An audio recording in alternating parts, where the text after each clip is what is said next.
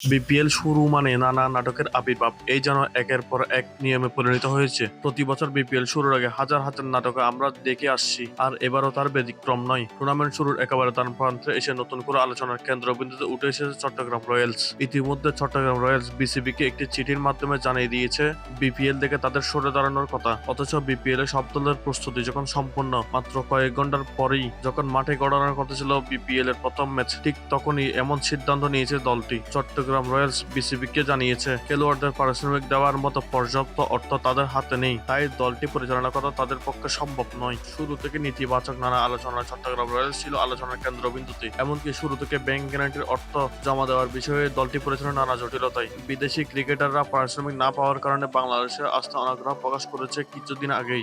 নিয়ম অনুযায়ী টুর্নামেন্ট শুরুর আগে ক্রিকেটারদের মোট পারিশ্রমিকের 25% অর্থ পরিশোধ করার কথা থাকলেও তা পরিশোধ করতে তারা ব্যর্থ হয়েছে। এদিকে গত মৌসুমে চট্টগ্রাম চ্যালেঞ্জার্সের হয়ে খেলা ক্রিকেটারদের পারিশ্রমিক বকেয়া রাখার অভিযোগ উঠেছিল এই ফ্র্যাঞ্চাইজির বিরুদ্ধে। সেই বিতর্কের জের ধরেই এবার চট্টগ্রাম রয়্যালসের মালিকানা পরিবর্তন করা হয়। তবে মালিকানা পরিবর্তনের পরেও পরিস্থিতি কোনো উন্নতি হয়নি, বরং গত বছরের মতোই একই ঘটনা পুনরাবৃত্তি ঘটেছে। যদি এটাই হয় বাংলাদেশ প্রিমিয়ার লিগের বাস্তব চিত্র, তাহলে প্রশ্ন থেকে যায় কিভাবে পুরো আসর সুস্থ ও পেশাদারভাবে পরিচালিত হবে। আগামীকাল সন্ধ্যা চট্টগ্রাম ও নোয়াখালীর মধ্যকার ম্যাচ অনুষ্ঠিত হওয়ার কথা ছিল। শেষ পর্যন্ত দলটি মাঠে নামতে পারবে কিনা সেটাই এখন দেখার বিষয়। বর্তমান পরিস্থিতিতে চট্টগ্রাম দলের পরিচালনার দায়িত্ব নিয়েছে বাংলাদেশ ক্রিকেট বোর্ড। দেখা যাক শেষ পর্যন্ত বিপিএল এবারের আসরে কত নতুন বিতর্কের জন্ম দেয়।